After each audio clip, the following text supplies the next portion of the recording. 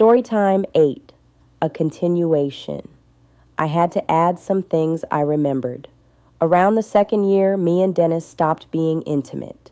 No sex, no touching, nothing. And when that stopped, everything about him changed. He took it personal. He took it like an attack. And once he started noticing Quay around, helping me with the properties, doing repairs, just being his normal friendly self, Dennis lost it. But let me be clear, by year 5, that's when it really hit him. That's when his ego cracked. That's when he suddenly woke up and realized he wasn't the only man who existed in my world anymore, because by year 5, Dennis had been in and out of jail so much the relationship was hanging on by threads. No intimacy, no partnership, just chaos. And when he saw Ray showing up consistently, working, helping, being respectful, his jealousy went through the roof. Even though nothing was happening between me and Ray, Dennis convinced himself it was. And that is when the psychological abuse kicked into a higher gear.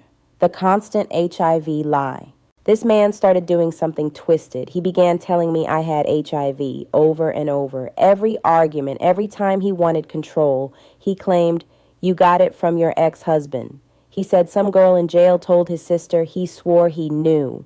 Mind you, I had been tested. I was fine, and we always use protection. I said, "If I got HIV, why are you trying to sleep with me?"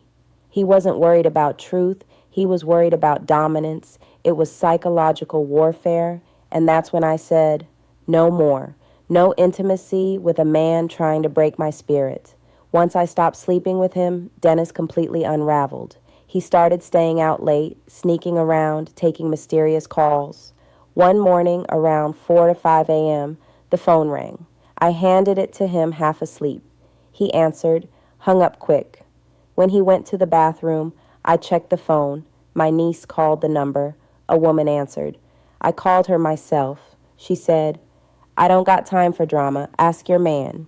Then she said, "That ninga gives me money. He makes sure I'm good." I said, "Sound like he didn't give you your money this morning." She told me she didn't know about me and to take it up with him. So I did. He denied, lied, gaslit. Then he said, "Why you care? You don't sleep with me anyway." I said, "Then get out my house."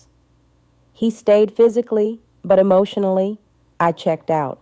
One of the last straws came later. I was sound asleep, deep sleep, finally resting, and I woke up to hands around my throat. Dennis was on top of me, choking me while I slept. No argument, no warning, just violence. I cried, tried to pry his hands off, tried to breathe. He squeezed harder and then suddenly let go, rolled over, and went back to sleep like nothing happened.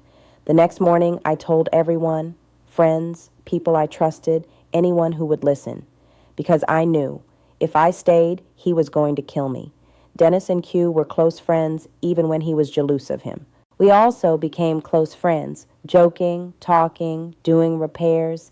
Dennis complained to Q that we hadn't had sex in years. Someone told him, "Man, just take it."